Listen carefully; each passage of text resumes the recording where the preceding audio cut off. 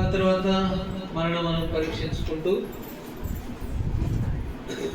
ప్రభు యొక్క బలని మనం సమీపించే వారంగా ఉంటాం. ప్రకటన గ్రంథము 2వ అధ్యాయం. ప్రకటన గ్రంథము 2వ అధ్యాయము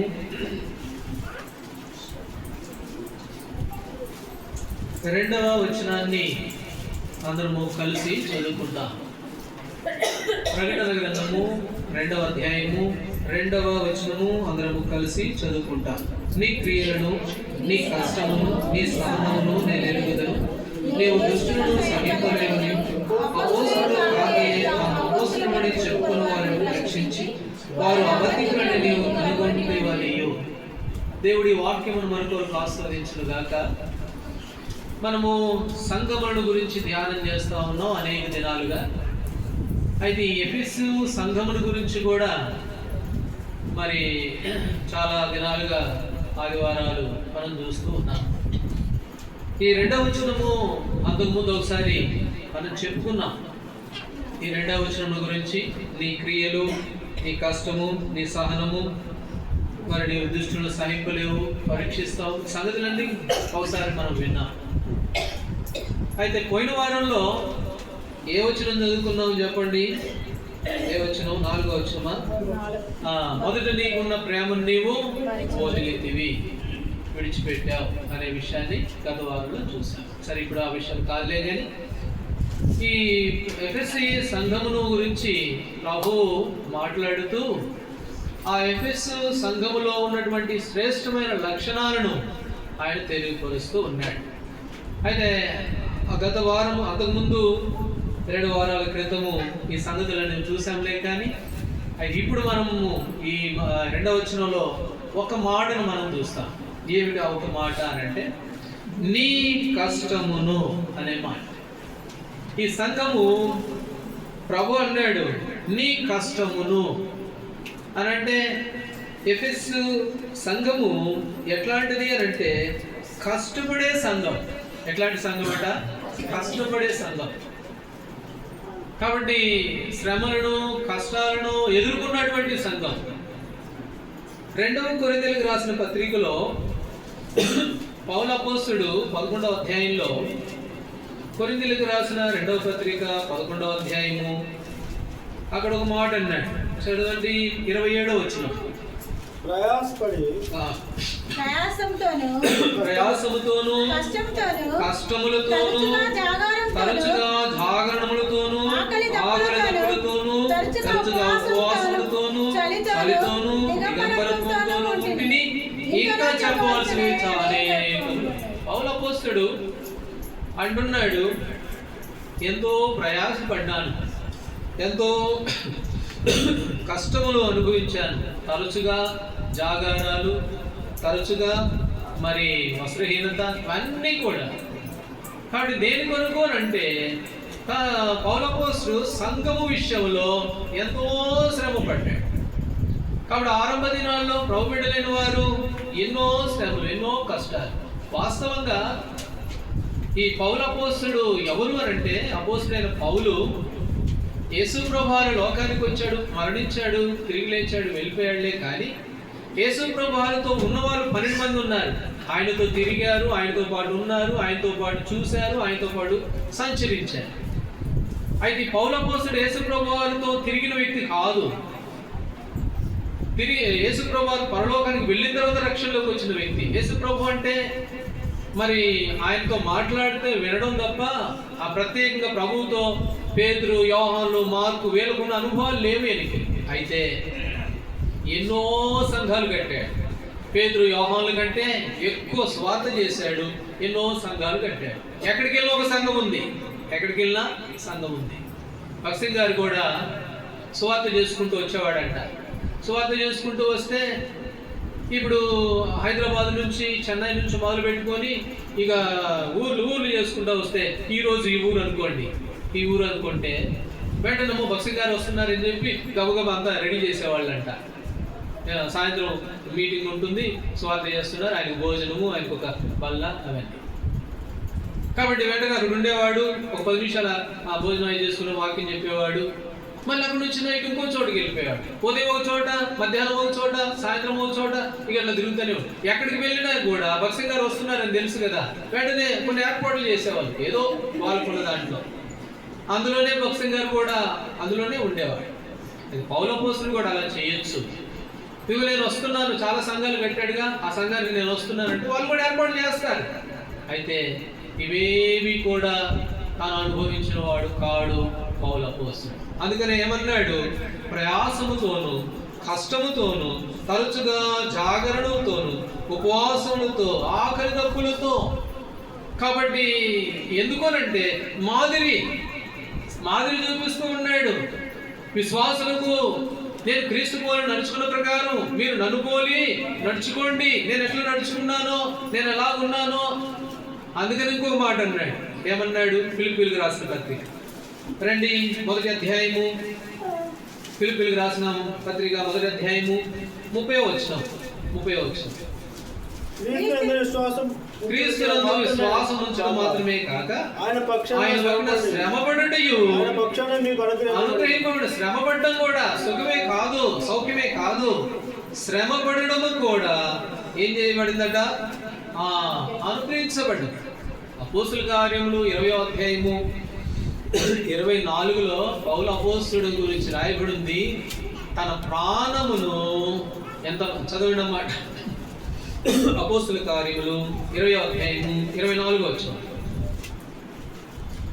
20వ అధ్యాయము 24. అయితే నేను కృపాసువార్తను గురించి సాక్ష్యమిచ్చుటయందు నా పరుగును నేను ప్రభువైన యేసు వలన పొందిన పరిచర్యను తుడముట్టించుకోవాలనని నా ప్రాణము నాకు ఎంత మాత్రం ప్రియమైనదిగా నేను ఎంచుకోవట్లేదు. నా ప్రాణాన్ని ప్రియమైనదిగా ఎంచుకోవట్లా. నా ప్రభు కొరకు ఉపవాసములతోనూ కష్టములతోనూ జాగరణతోనూ ఆకలి దప్పులతోనూ. ఎందుకనంటే ఇది ప్రభు ద్వారా నాకు అనుగ్రహించబడ్డది. అందుకనే ఎన్నో ప్రయాసాలు పొందినటువంటి వ్యక్తిగా పౌలు అపోస్తులని మనం చూస్తాం. అయితే అపోస్తుల పడినటువంటి శ్రమ, బాధ, కష్టాలన్నీ రాయబడ్డాయి. కానీ ఈ ఎఫెసు సంఘము మరి ఏమేమి కష్టాలు అనుభవించిందో రాయలేదులే. కానీ ప్రభు అన్నాడు ఆ మాట, నీ కష్టమును. కాబట్టి నువ్వు ఈనాటికి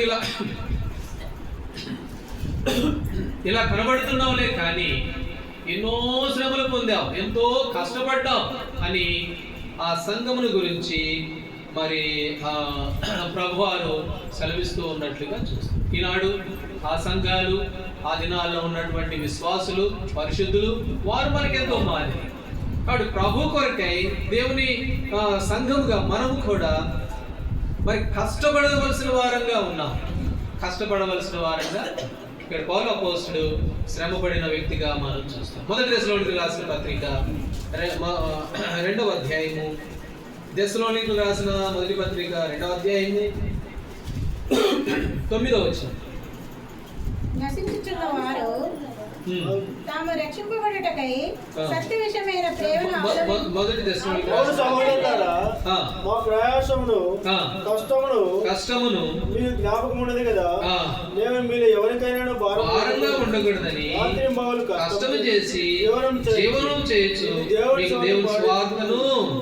కాబట్టి మా ప్రయాసము కష్టము మీ జ్ఞాపకం ఉంది కదా, మీలో మేము ఎవరికి భారంగా ఉండకూడదని కష్టము చేసి పౌలు అపోస్తలుడు శ్రమపడ్డారు, కష్టపడ్డారు. కాబట్టి కష్టము చేసి జీవనము చేయొచ్చు, పరిచర్య చేసిన వ్యక్తులుగా చూస్తాం. కాబట్టి ఈ సంఘం ఎట్లాంటిది అంటే శ్రమపడిన సంఘము, కష్టపడిన సంఘము. అందుకని పౌలు అపోస్తలుడు అన్నాడు, నా ప్రాణము నాకు ఎంత మాత్రం ప్రియమైనదిగా నేను ఎంచుకోవట్లేదు. యేసు ప్రభువారు ఒక మాట చెప్పాడు. రండి, మత్తయి సువార్త 10వ అధ్యాయం. మత్తయి సువార్త 10వ అధ్యాయంలో ప్రభువైన యేసుక్రీస్తు వారు ఒక చక్కటి మాట చెప్పాడు. 10వ అధ్యాయము 38వ వచనం. తన సిలువనెత్తుకొని నన్ను వెంబడింపని వాడు పాత్రుడు కాడు. కాబట్టి సిలువనెత్తుకొని ఆయన వెంబడించాలి. సిలువ అంటే ఎట్లా ఉంటుంది? స్పాంజితో చేసింది కాదు సిలువ. తేలిగ్గా ఏమి ఇబ్బంది లేకుండా ఉండేది కాదు సిలువ. కొంతమంది ఎట్లా ఉంటుందంటే, అమ్మా ఎంత దూరం అండి, మా ఇంటి పక్కనే ఉంటే బాగుండు మందిరం, కష్టం అనేది ఉండదు. అటు ప్రభు అంటున్నాడు తన సిలువను ఎత్తుకొని మోయాలంట. అయితే ఎప్పుడు ఎత్తుకోవాలి చెప్పండి? సిలువను ఎప్పుడు ఎత్తుకోవాలి? లూకాసు వార్త 9వ అధ్యాయము 23వ వచనం. లూకాసు వార్త 9వ అధ్యాయము 23వ వచనం.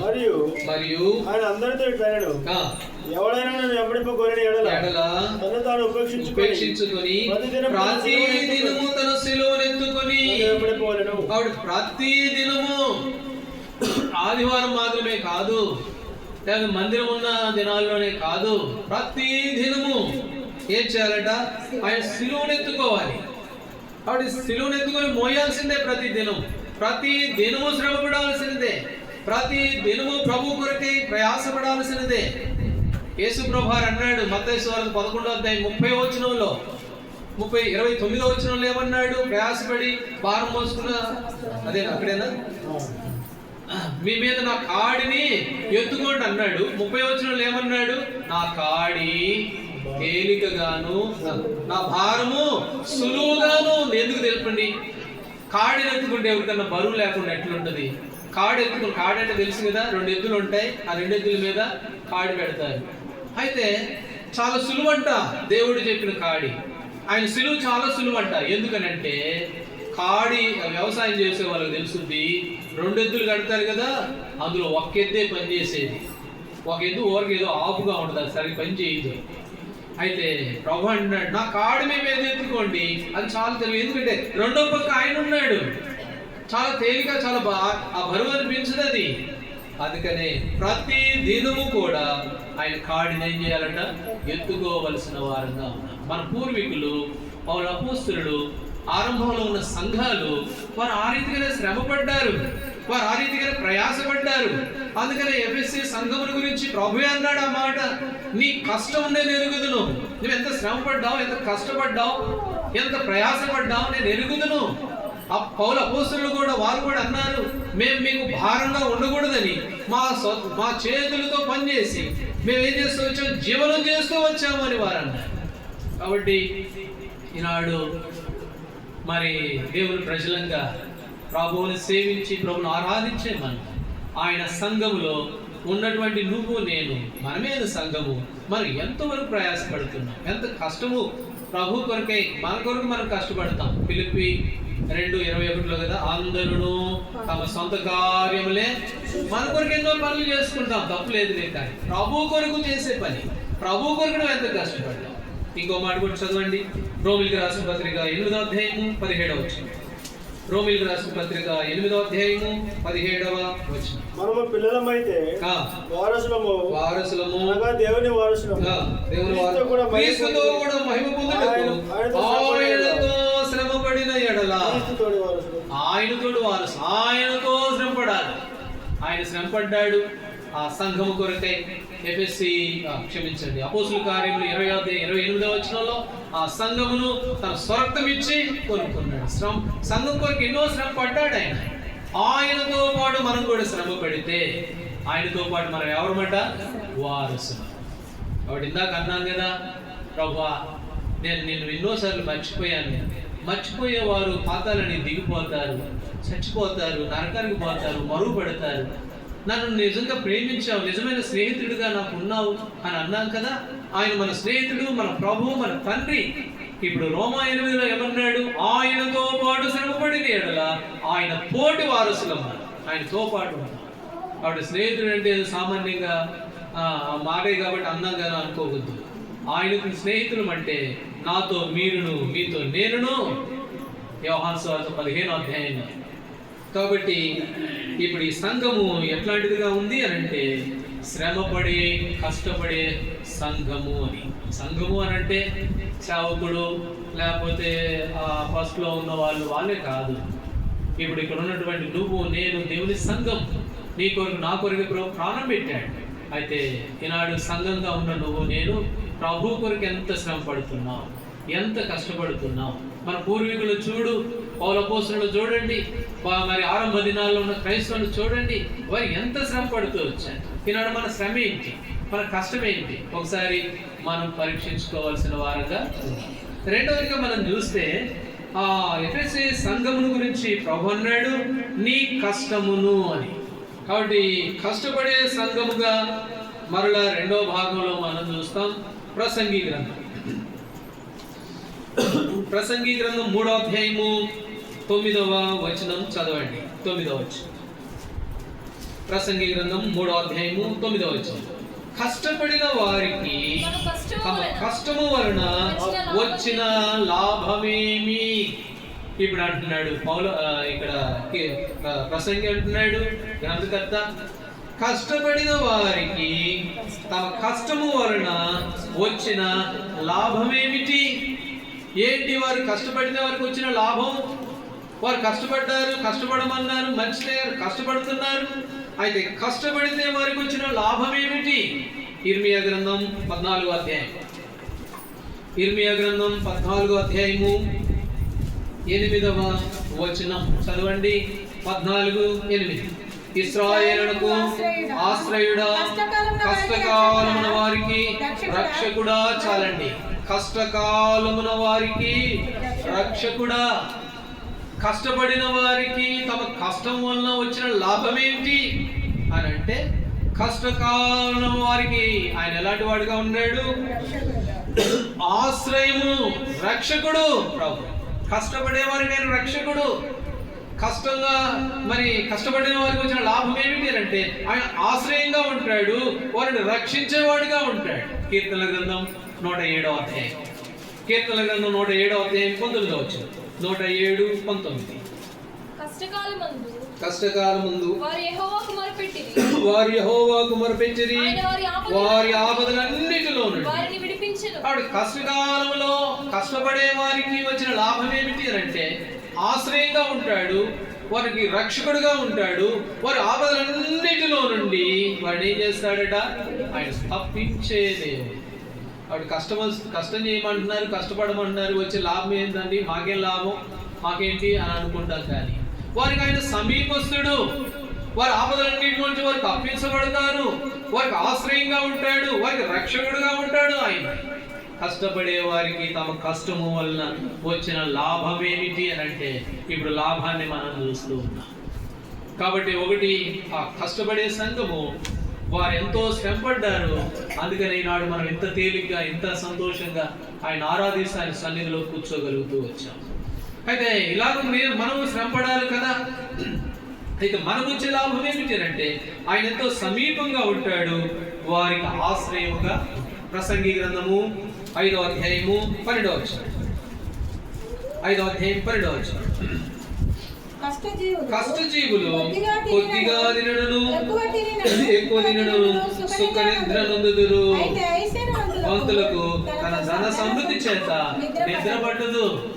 ఇక్కడ అంటాడు, ఇప్పుడు కష్టం చేసేవారి వచ్చే లాభాలను చూస్తున్నాం. ఏమిటి మూడవ లాభం అంటే, ఒకటి ఆయన ఆశ్రయంగా ఉంటాడు, రక్షకుడిగా ఉంటాడు, ఆపదల్లో నుంచి తప్పిస్తాడు. మూడోదంట, కష్టజీవులు కొద్దిగా తిన్నా, ఎక్కువ తిన్నా సుఖనిద్ర పోతారంట. మిగతా వాళ్ళకి రాదు. ఎందుకంటే వారి ఎన్నో ఆలోచన, ఎన్నో పరిస్థితులు. కష్టజీవులకు ఏముందంటే సుఖముంది. కష్టజీవులకి ఏముంది? సుఖముంది, నెమ్మది ఉంది. క్రొత్త నిబంధనలో ఒక ఆయన ఉన్నాడు, ఇద్దరున్నారు. ఇద్దరు కలిసి పైకి వెళ్ళారు. పైకి వెళ్తే అప్పుడు అబ్రహాం మాట్లాడుతూ ఉన్నాడు. లూకాసు వార్త 16వ అధ్యాయంలో ఏమని అన్నాడు? చదవండి. లూకాసు వార్త 16వ అధ్యాయము 25వ వచనం. 16:25. అందుకు అబ్రహాము, కుమారుడా, నీవు నీ జీవిత కాలమందు నీకు ఇష్టమైనట్టు సుఖను అనుభవించిందివి, అలాగనే లాజరు కష్టము అనుభవించినని జ్ఞాపకం చేసుకున్నాము. ఇప్పుడైతే వాడు ఇక్కడ నెమ్మది పొందుచున్నాడు. నువ్వేమో ఇప్పుడు లాజరు ఏమనుభవించాడంట? భూమి మీద కష్టం అనుభవించాడు. ఇప్పుడు కష్టం అనుభవిస్తే ఇప్పుడు లాజరు ఏమనుభవిస్తున్నాడు చెప్పండి? నెమ్మదిని అనుభవిస్తూ ఉన్నాడు. కష్టం చేసే వారికి తమ కష్టం వల్ల వచ్చిన లాభం ఏంటి అని అంటే నెమ్మది పొందుతావు, సుఖనిద్ర పొందుతావు. అయితే ధనవంతుడు యాతన పడుతూ ఉన్నాడు. ఎందుకంటే ఎప్పుడు కష్టపడినోడు కాదు, భూమి మీద ఉన్నప్పుడు తన ఇష్టానుసారంగా జీవించిన వాడు, సుఖపడిన వాడు. అందుకని ఇప్పుడు ఏం చేస్తున్నాడు అంటే యాతన పడుతూ ఉన్నాడు. ఎప్పుడైతే లాజరు ఏం కష్టపడ్డాడో తెలియదు, అక్కడ రాయబడలేదులే కానీ లాజరుకి పడిన కష్టం ఏంటో తెలియదు, కానీ బహుశా తను ఆత్మీయంగా జీవిస్తూ వచ్చాడు, నమ్మకంగా ఉన్నాడు, అన్నిట్లో నమ్మకంగా ఉండొచ్చు, బహుశా అన్ని విషయాల్లో ప్రభువుని మెప్పించి ఉండవచ్చు, అందుకొరకు ఎంతో కష్టపడి ఉండవచ్చు భూమి మీద. ఏమేం కష్టపడ్డాడు, ఏమేం పని చేశాడు రాయబడలేదులే కానీ అబ్రహాం అంటున్నాడు, కుమారుడా ఈ లాజరు కష్టం అనుభవించాడు, ఇప్పుడు నెమ్మది పొందుతూ. నువ్వేమో సుఖం అనుభవించావు, నువ్వు కష్టపడలేదు, నువ్వు సోమరమైన చెడ్డదాసుడివి, అందుకని నువ్వేం చేస్తున్నావు, యాతన పడుతూ. కష్టజీవులు కొంచెం తిన్నా ఎక్కువ తిన్నా ఏం చేస్తారంట, సుఖ నిద్ర పొందుతారు. కనుక కష్టపడి మనం చేసి మన ఇంట్లో కష్టమే కాదు, ప్రభు కొరకు చేయబడే కష్టం. ఆత్మీయంగా చూస్తే దేవుని కొరకై ఏం ప్రయాసపడ్డాం, దేవుని కొరకై ఎంత కష్టపడ్డాం. 1 కొరింథీయులకు రాసిన పత్రిక రండి 3వ అధ్యాయము, కొరింథీయులకు రాసిన మొదటి పత్రిక 3వ అధ్యాయము 8వ వచనం. నాటువాడును నీళ్లు పోయేవాడును ఒకటే, ప్రతివాడు తాను చేసిన కష్టము కొలది ఏముంది, జీతం ఉంది. కాబట్టి ప్రభు నమ్మదగిన వాడు, చేసిన కష్టము కొలది జీతం ఇచ్చేవాడు. నువ్వెంత ప్రయాసపడతావో, నువ్వెంత కష్టపడతావో అంతగా దేవుడు జీతం ఇస్తాడు. నెహెమ్యా గ్రంథంలో మందిరం విషయమై వాళ్ళు ఒక మాట అన్నారు, చదవండి. నెహెమ్యా గ్రంథం 4వ అధ్యాయము 21వ వచనం. నెహెమ్యా గ్రంథం 4వ అధ్యాయము 21. ఆ ప్రకారం మేము పనియందు ప్రయాసపడితిమి. సగం మంది ఉదయం మొదలుకొని నక్షత్రం అగబడి వరకు వీటిలో ఎంత ప్రయాసపడ్డారనంటే మందిరం కడుతున్నారండి. మందిరం కడతా ఉంటే ఎటు నుండి శత్రువు వస్తాడో తెలియదు, ఎటు నుండి శత్రువు వచ్చి చంపుతాడో తెలియదు. అట్లాంటి దినాలు అట్లాంటి పరిస్థితులు. మందిరం కడతా ఉంటే ఈ పక్క నుంచి వస్తాడు, ఈ పక్క నుండి వస్తారు, ఎటు నుండి వస్తారో శత్రు సైన్యం. అందుకని ఏం చేయాలా, ఈ మందిరం వద్దు, మనకి ఏం వద్దురా బాబు, పడేసి పారిపోదాం అని అనుకుంటాం చాలా మంది. వాళ్ళు అట్లా అనుకోవాలా. మరి ఏం చేశారంట, అక్కడ ఏమని రాయబడింది 4వ అధ్యాయంలో 21లో, మేము పనియందు ఏం చేశారు, ప్రయాసపడ్డాం. ఎంత ప్రయాసపడ్డామంటే ఉదయం మొదలుకొని నక్షత్రాలుగా పడేంత వరకు బిక్కుమనుకుంటూ కత్తులు ఈటలు పట్టుకొని నిలబడ్డాం. ఎవరు వస్తారో చూస్తాం, మా దేవుని మందిరం, మా దేవుని పని, మేము ప్రయాసపడాలి, మేము కష్టపడాలి అని చెప్పి ఉదయం మొదలుకొని నక్షత్రాలు కనబడేంత వరకు కూడా వారు ప్రయాసపడిన వారిగా ఉన్నారు.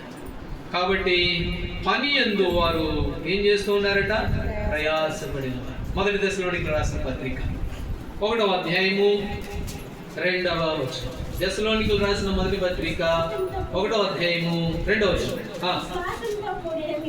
విశ్వాసముతో కూడిన మీ పనిని, ప్రేమతో కూడిన మీ ప్రయాసమును చాలండి.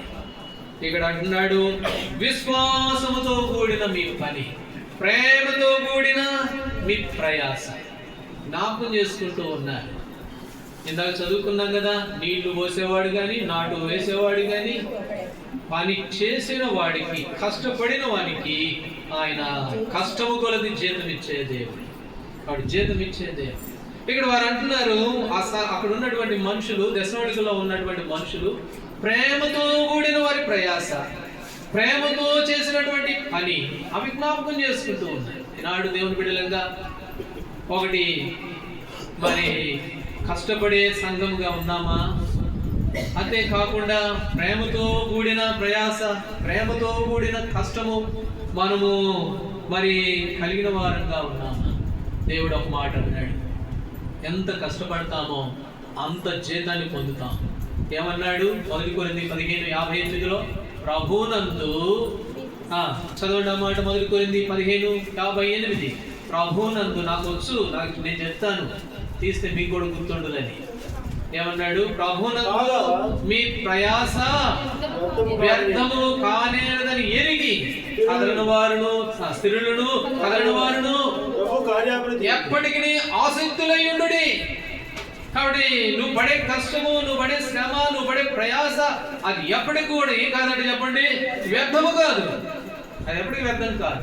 మనం అనుకుంటాం, చాలా మంది అనుకుంటారు, ఏమనుకుంటారంటే అది మా ఊరు కాదు, మా పల్లి కాదు, మా వాడ కాదు, నేను ఎందుకు అక్కడ కష్టపడాలండి. నేను చదువుకునేటప్పుడు ఒక పాఠం ఉండేది, ఏంటంటే ఒక ముసలాయన తాతగారు, ఆ తాతగారు ఏం చేస్తారంటే మామిడి మొక్కలు తెచ్చి నాటుతూ ఉంటాడు. వాటిని బాగా శ్రద్ధగా నాటుతూ ఉంటాడు, చుట్టూ కంచె వేసి అసలు పోకుండా ఇక నాటే పనే ఆయన పని. నాటడానే ఉంటాడు మొక్కలు, చాలా మొక్కలు. ఎవరు ఆయన అంటే ముసలి ఆయన తాతగారు. అప్పుడు రాజు గుర్రం మీద ఆ దారిని వెళుతూ అంటాడు, పక్కనున్న వాళ్ళతో అంటాడు, ఈ ముసలోడికి ఎంత ఆశ చూడు, ఈ చెట్లు ఎంత జాగ్రత్తగా నాటుతున్నాడు, కంచేస్తున్నాడు, భద్రం చేస్తున్నాడు, అంటే ఈ తొందరగా ఎదిగి అవి కాయలు కాసి ఏం తినాలన్నది ఆశ అని. ఆ మాట ముసలాయి విని అప్పుడు అంటాడు, రాజా ఈ నేను తినడానికి కాదు, ఇవి నా కొరకు కాదు, నేను ఇంకేముంది అయిపోయింది నా సంగతి, ఇక రేపో ఎల్లుండో రేపో మాపో నా పరిస్థితి అయిపోద్ది. అయితే ఈ చెట్లు ఈ మొక్కలు ఎవరి కొరకనంటే మా తర్వాత వచ్చేటువంటి తరానికి, మా తర్వాత వచ్చే వారి కొరకై, వారి కొరకనే సిద్ధం చేస్తూ ఉన్నాను. అందుకని అంటాడు, మీ ప్రభువునందు మీ ప్రయాస ఏం కాదట, వ్యర్థము కానే. కాబట్టి ఇదంతా ఆరంభ దినాలలో వారంతా ప్రయాసపడ్డారు సంఘం కొరకు, వారు అనుభవించడానికి కాదు. కొంతమంది ఏమనుకుంటారంటే మన ఊరు కాదు, మన పల్లి కాదు, మంది కాదు, ఇక్కడ ఎందుకులే అనుకుంటాం. మన సంఘం ఏ సంఘం చెప్పండి, మన ఏ సంఘము? సార్వత్రిక సంఘం. ఏ సంఘం చెప్పండి? సార్వత్రిక సంఘం. యేసు ప్రభువు పాలస్తీనా దేశంలో బెత్లెహేంలో చనిపోయాడు. ఇక్కడ వచ్చింది మనకు మారు మనసు, ఇక్కడ పొందాము రక్షణ. ఎక్కడుందో అక్కడే ఉండొచ్చు కదా, లేదు. సంఘము అనేది సార్వత్రికం. మన ఇంటి పక్కన, మన ఊరిలో, లేకపోతే మన చుట్టుపక్కల అదే కాదు. కాబట్టి ఈ సంఘం కొరకై ప్రభు ప్రాణం పెట్టాడు. ఈ సార్వత్రిక సంఘంలో ఎక్కడనో శ్రమ పడినా, ఎక్కడ ప్రయాసపడినా అది దేవుడు నీకు జీతం ఇచ్చేవాడుగా. వారు తాము పడిన కష్టం వలన వారికి వచ్చిన లాభం ఏమిటి అని అంటే ఆయన జీతం ఇస్తాడు. ఆయన ఎలాంటి వాడు? జీతం. అందుకనే ప్రభునందు మీ ప్రయాస ఏం కాదట, వ్యర్థము కానేరదు. తాను చేసిన కష్టము కొలది ఏముంది? జీతం ఉంది. లాజరు కష్టం అనిపించాడు భూమి మీద, ఇప్పుడు ఏం పొందుతున్నాడు? నెమ్మది పొందుతూ. కాబట్టి దేవుని బిడ్డలంగా ఈ సంఘంలో, సార్వత్రిక సంఘంలో ఉన్న నువ్వు, నేను ఆ సంఘం విషయంలో ఎంత భారము ప్రయాస కలిగి ఉన్నావు, ఎంత పట్టింపు కలిగి ఉన్నావు, ఎంత కష్టపడుతూ ఉన్నావు అని. సరే, మూడో విషయానికి వెళ్తే ఎఫెసీ సంఘము ప్రకటన గ్రంథము 2వ అధ్యాయము 2వ వచనంలో నీ కష్టము అని ఎఫెసీ సంఘం గురించి అన్నాడు కదా. ఏమిటి ఈ కష్టము అని అంటే, సామెతల గ్రంథము 14వ అధ్యాయం. సామెతల గ్రంథం 14వ అధ్యాయము 23వ వచనం చదవండి. 23. ఏ కష్టము చేసినను లాభమే కలుగును, ఒట్టి మాటలు లేమిడికి. ఆవిడ ఏ కష్టం చేసినా ఏమొస్తుందంట? లాభమే కలుగుతుంది. అయితే ఆ తర్వాత ఇంకోటి ఉంది, ఏంటి చెప్పండి? అది ఒట్టి మాటలు. అంటే వీళ్ళు కష్టం చేయరు, ఏం చేస్తారు? ఒట్టి మాటలు చెబుతారు. ఒట్టి మాటలు. 2వ దశలోనికి రాసిన పత్రిక 3వ అధ్యాయం 11వ వచనం. దశలోనికి రాసిన 2వ పత్రిక 3వ అధ్యాయము 11వ వచనం. మీలో కొందరు ఏ పనియు చేయక పరుల జోలికి పోవచ్చు నడుచుకొనుచున్నారని వినుచు. మీలో కొందరు ఏంటంట? ఏ పని చేయరంట. అంటే ఒట్టి మాటలు. తిమోతితో పౌలు అపోస్తలుడు ఏమన్నాడు చెప్పండి? నా కుమారుడా తిమోతి, ఒట్టి మాటలకు దూరంగా ఉండు. ఒట్టి మాటలు వద్దు. నువ్వు ప్రభుని ఆరాధించే వ్యక్తివి, ప్రభుని సేవించే వ్యక్తివి, ప్రభు బలలో పాల్గొనే వ్యక్తివి, నువ్వు దేవుని కుమారుడిగా పిలువబడ్డావు. కాబట్టి నీలో ఏముండొద్దంటే ఒట్టి మాటలు ఉండొద్దు. 1 తిమోతికి రాసిన పత్రిక 6వ అధ్యాయము 20వ వచనం. 1 తిమోతి 6:20. ఓ తిమోతి నీకు అప్పగింపబడిన దాన్ని కాపాడి అపవిత్రమైన ఒట్టి మాటలకు జ్ఞానమని అబద్ధంగా చెప్పి విపరీత వాదములకు దూరంగా ఉండేటట్టు మాట్లాడదు. సామెతల్లో ఏమన్నాడు 23లో ఏ కష్టం చేసినా లాభమే కలుగును, అయితే ఒట్టి మాటలు ఏం చేస్తాయి? లాభమే ఉండదు. ఒట్టి మాటలు చెప్తూ ఉన్నావు అనుకో, నువ్వు దేవుని ద్వారా నుంచి ఏ మాత్రం కూడా లాభం పొందలేవు. అందుకని ఇక్కడ అంటాడు ఏ కష్టం చేసినా లాభమే కలుగుతుంది. నువ్వు చిన్న కష్టం చేసి చిన్న లాభం. చిన్నప్పుడు నేను ఒకసారి ఇంతకుముందు కూడా చాలాసార్లు చెప్పాను, మళ్ళీ ఒకసారి చెప్తాను. చిన్నప్పుడు మా అమ్మ చెప్పేది, ఒక ఆమంట బాగా పిసినారామంట. ఆ పిసినారామ ఏమో ఇట్లుంది అనేసి దేవుడే దిగొచ్చాడంట మారు వేషంలో. ఆమె వస్తే ఆమె ఇల్లు అలుగుతూ ఉందంట. ఇల్లు అలుగుతూ ఉంటే అమ్మ ఏమన్నా భిక్ష పెట్టవా అంటే భిక్ష లేదు, ఏం లేదు పో అనేసి ఆ ఇల్లు అలుగుతూ ప్యాడ్ ఉంటుంది కదా, అది ఆయన చేతిలో వేసిందంట. సరే అది పట్టుకుపోయాడు ఆయన. ఒక రోజు వచ్చింది, ఏమో చచ్చిపోయింది, ఏమో కూడా పైకి వెళ్ళింది. అందరికి ఏమో బిర్యానీలు ఉన్నాయి, చికెన్లు ఉన్నాయి, మటన్లు ఉన్నాయి, సకల సౌకర్యాలు ఉన్నాయి. ఒక మాత్రం ఒక కంది చెట్టు చూపించాడంట. కంది చెట్టు చూపించి ఈ కంది చెట్టు కింద కూర్చోమ్మా, ఈ కంది చెట్టుకి పోసి నీళ్లు తాగు, ఈ కంద ఆకులు తిను, ఇదే నీ బతుకు అని అన్నాడు. అదేంటండి వాళ్ళకేమో చికెన్లు మటన్లు ఉన్నాయి, నాకేంటిది అని అంటే, ఒక రోజు నేను మీ ఇంటికి వచ్చాను కదా, కొంచెం ఏదైనా భిక్షమేయమ్మా అంటే నువ్వు పేడ వేసావు కదా, ఆ పేడలో కంది కింద దొరికింది, అది ఇక్కడ నాటాను, ఇదే నీ ఫలం, ఇదే నీ ఫలం.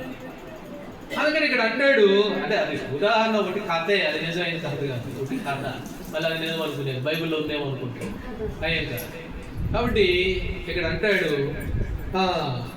ఏ కష్టము చేసినా కూడా ఏమొస్తుందట? లాభమే. కొంచెం కష్టపడు, కొంచెం లాభం. ఎక్కువ ప్రయాసపడితే ఎక్కువ లాభం.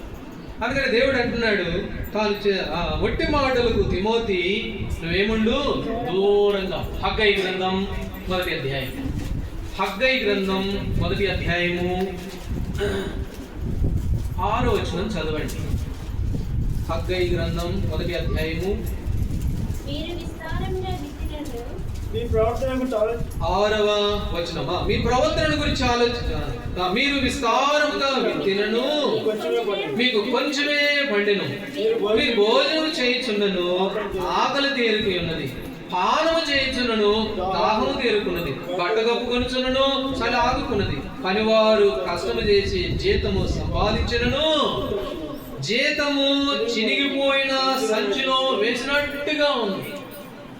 కాబట్టి కష్టం చేసి ఎంత ప్రయాసపడినా అది ఎక్కడ వేసినట్టుంది చెప్పండి? చినిగిపోయిన సంచిలో వేసినట్టుగా ఉంది. నీళ్లు నిలవని బద్దలైన తొట్టులో నీళ్లు నింపినట్లుగా ఉంది. ఎంత కష్టం చేసినా ఏం రావట్లా. ఏ కారణం చెప్పండి? ఎందుకు చెప్పండి?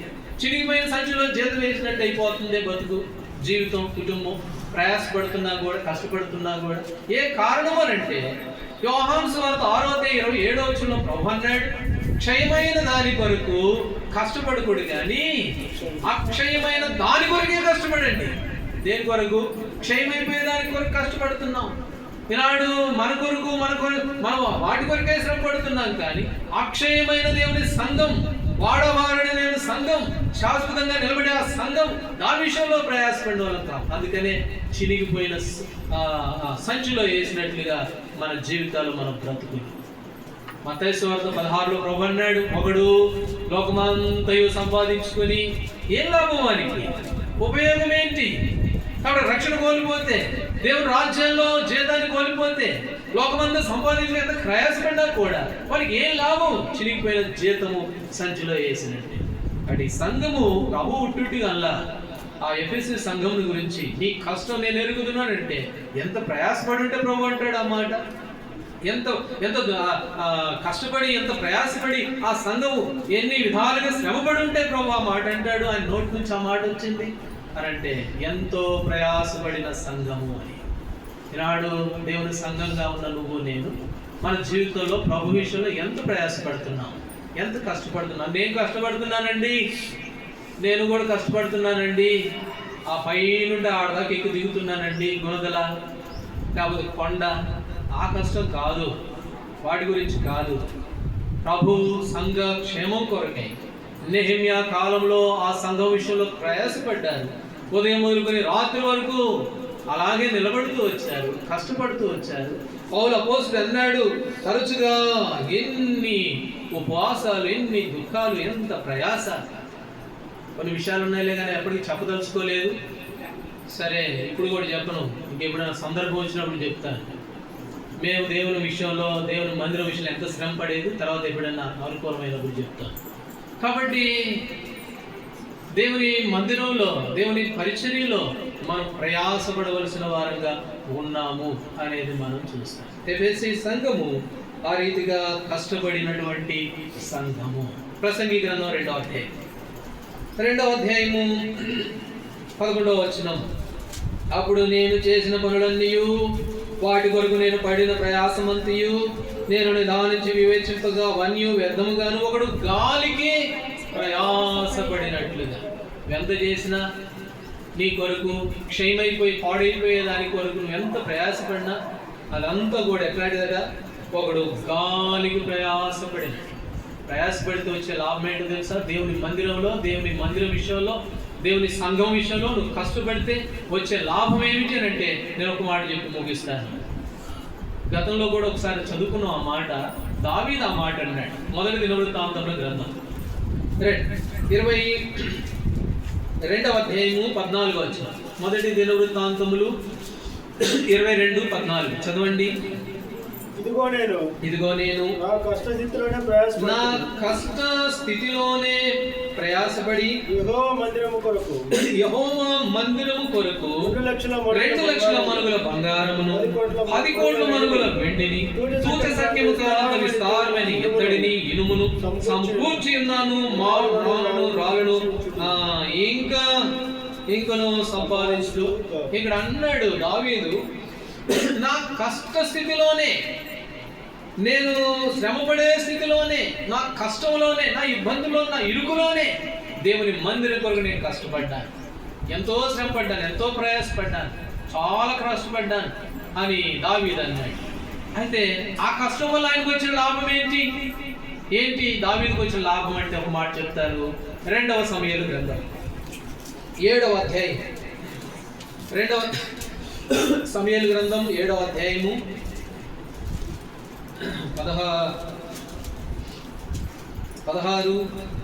16 వచనం నుండి చదవండి. 2వ సమూయేలు గ్రంథం 7వ అధ్యాయము. ఈ మట్టుకు నీ సంతానమును నిత్యము స్థిరమగును, నీ మట్టుకు నీ సంతానమును, నీ రాజ్యమును నిత్యము స్థిరమగును, నీ సింహాసనం నిత్యము స్థిరపరచబడును అని. తర్వాత 19వ వచనం లేదా 18. దావీదు రాజు లోపల ప్రవేశించి యెహోవా సన్నిధి కూర్చునేలాగా మనం చేసిన నా ప్రభువా యెహోవా, ఎంతగా నీవు నన్ను హెచ్చించుటకు నేను ఎంతటి వాడు, నా కుటుంబం ఏర్పడింది, ఇంతగా హెచ్చించినదంతయు నీ దృష్టికి కొంచెమైనను. ఎక్కడుందన్నమాట? 16లోనే ఆ మాట చూస్తాం. 16లోనే ఏమన్నాడు? నీ మటుకు నీ సంతానమును, నీ రాజ్యము, నీ సింహాసనము నిత్యము స్థిరపరచబడింది. దావీదుని దేవుడు దీవించాడు. నా మటుకు నాతో అయిపోయిందిలని నువ్వు అనుకుంటున్నావు దావీదు. లేదు, నీవు నీ కష్ట స్థితిలోనే దేవుని మందిరం విషయంలో శ్రమపడ్డావు కదా. నేను ఇచ్చే బహుమానం ఏంటో తెలుసా నీకు? ఏంటంటే నీ సంతానం, నువ్వు పోతావు, నువ్వు పోయిన తర్వాత నీ సంతానం ముందు చూడు, నీ సంతానం నేను దీవిస్తాను, ఈ సింహాసనం మీద నిత్యము కూర్చొని పెడతానంతే. అది దావీదు అడగలా. దావీదు, ప్రభా నేను నా కష్ట స్థితిలో ఇంత కష్టపడ్డాను కదా, ఏం నాకు వచ్చే లాభం, నాకేమి ఇస్తావు చెప్పు అని దావీదు అల్లా. దేవుడు దావీదు కష్టాన్ని చూశాడు. దేవుడే అంటున్నాడు, దావీదు ఈ సింహాసనం మీద నిత్యము నీ సంతానాన్ని కూర్చొని పెడతాను, ఖచ్చితంగా కూర్చొని పెడతాను అంతే. ఈ సింహాసనం ఉన్నన్ని దినాలు నీ సంతానం ఉంటుంది, ఎప్పుడు రాజరికం చేస్తారు అని అంటే అప్పుడు దావీదు అన్నాడు, ప్రభా ఎక్కడో గొర్రెలు కాసుకునేవాడిని, నేను ఎక్కడో గొర్రెలు కాసుకునేవాడిని, ఆ గొర్రెలు అప్పుడు తిరుగుతూ ఉండేవాడిని, ఆ రాయి ఈ రాయి కొట్టుకొని అడవుల్లో తిరిగేవాడిని. అంటే నన్ను, నా కుటుంబాన్ని ఎంతగా హెచ్చించావే, ఏ పాటిది నా కుటుంబం. కాబట్టి ఈ మాటను బట్టి మనం అర్థం చేసుకునేది ఏమిటంటే, నువ్వు ఎంత ప్రయాసపడతావో అంత హెచ్చింపు దేవుడి దేవుడు ఇస్తాడు, ఖచ్చితంగా ఇస్తాడు. అందుకని అన్నాడు కదా 1 కొరింథీ 15:58 ప్రభునందు మీ ప్రయాస అసలు ఎప్పటికీ వ్యర్థం కాదంతే. అది ఎప్పటికీ వ్యర్థం కాదు, కానేరదు. మనమే అనుకుంటా ఏమైపోద్దో ఏమోలే, అది మన ఊరు కాదు, మన పల్లి కాదు, మన వాడ కాదు, అక్కడ మనం చేయడం ఎందుకు, ఉంటాము రేపు పోతాము, మన పిల్లలు మనము ఇక్కడుందాం ఇక్కడ చూసుకుందాం అనుకుంటాం. కానీ లేదు, నీ ప్రయాస అది ఎప్పటికి కూడా ఏ కాదట, వ్యర్థం కానే. ఈ ఎఫెసు సంఘము కష్టపడిన సంఘము, ఎంత శ్రమ పడుతూ ఉందో. నాడు దేవుని బిడ్డలంగా ఇందాక ఒక మాట చదువుకున్నాం రోమాలో 8:17 అనుకుంటాను. క్రీస్తు విషయమై శ్రమ పడడానికి మనకు అనుగ్రహించబడ్డదంట. అందుకని ఆయన తోటి వాసం అయిపోతాం. కాబట్టి ఈనాడు ఒకసారి పరీక్ష చేసుకుందాం. దేవుని మందిరం విషయంలో, దేవుని పరిచర్య విషయంలో, సంఘం విషయంలో ఎలాంటి ప్రయాసపడుతూ ఉన్నాం, ఎంత క్రయం చేస్తూ, ఎంత మాట చేస్తూ ఉన్నాం. అయితే సామెతలో మాట అన్నాడు, కష్టం చేసిన వారికి జీతం ఉందంట, ఒట్టి మాటలు మాట్లాడే వారికి ఏముండదు, ఏముండదు. ఒట్టి మాటల వల్ల ఏ ఉపయోగం లేదు. అందుకని దశలోకి రాసిన పత్రిక, ఒట్టి మాటలకు దూరంగా విముఖుడుగా ఉండు. ఒట్టి మాటలకు కొంతమంది మీలో కొందరు అట్టివారే ఉన్నారు. ఎట్టివారు? వారు పని చేయరంట. ప్రసంగి 9:10 ఏమనుంది? నీ చేతికి వచ్చిన ఏ పైన శక్తి వచ్చినా లేకుండా చేయమంటే, దశలోకి రాసిన పత్రికలో కొందరు మీలో ఉన్నారు, వాళ్ళు మీలో ఉన్న కొంతమంది ఏ పని చేయరు, ఒట్టి మాటలు మాత్రం చెప్తారు. ఎట్లాంటి వారంగా ఉన్నాం? ఆ ఒట్టి మాటలకు దూరంగా ఉండవలసిన వారంగా ఉన్నాం. ప్రభు వాళ్ళని సమీపిస్తుండగా మనం ఒకసారి పరీక్ష చేసుకుందాం. ప్రభు విషయంలో ఎంతవరకు ప్రయాసపడుతున్నాం? ప్రభు నమ్మదగిన వాడు, ప్రభు జీతం ఇస్తాడు. తాను చేసిన కష్టం కూడా జీతం ఉంది. అంతేకాదు, ఈ భూమి మీద శ్రమ పడితే నెమ్మది ఉంది. లాజరు నెమ్మది పొందాడు. సుఖంగా నిద్రపోతాం. ప్రభు విషయంలో ఆయన ఆపత్కాలంలో వారికి ఎట్లుంటాడు? సహాయకుడిగా ఉంటాడు. ఆయన రక్షకుడిగా ఉంటాడు. విడవబడడం అనేది జరగదు. దావీదు కుటుంబాన్ని హెచ్చించినట్లుగా మనల్ని కూడా ఆయన హెచ్చిస్తాడు. ఆయన నమ్మదగిన వాడు. మనమే నమ్మదగిన వారు కాము. మనమే మర్చిపోతాం. కానీ నేను నిన్ను మర్చిపోజాలను ఆయన మర్చిపోడంతే. కాబట్టి ఈ ఎఫెసు సంఘము కష్టపడిన సంఘముగా మనం చూస్తాం. ఈనాడు ఆ ఎఫెసు సంఘం అంటే మనమే. నేనే ఎఫెసు సంఘం. నేను ఎంతవరకు కష్టపడుతున్నా, నేను ఎంతవరకు ప్రయాసపడుతున్నా అనే అది ఒకసారి పరీక్ష చేసుకుందాం. ఒకవేళ ఈ అనుభవం కనుక లేకపోతే, ప్రభా నేను మీ కొరకే కష్టపడేటువంటి మనసు నాకు ఇవ్వు. దావీదు కష్టపడితే దేవుడు మీరు దీవించారంటే కదా, ఆ రీతిగా నన్ను కూడా దీవించు. నెమ్మదిస్తారంటే కదా ప్రయాసపడితే, నెమ్మది. కాబట్టి అనుభవాలన్నీ ఉన్నాయి. ఆయన అబద్ధం ఆడుటకు మానవుడు వాడు నమ్మదగిన కనుక ఈ మధ్యాహ్న సమయంలో ఒక మంచి తీర్మానంతో ప్రభు యొక్క బలని మనము సమీపించే వారంగా ఉంటాం. దేవుడు ఆ విధంగా మనకు సహాయపడుగా.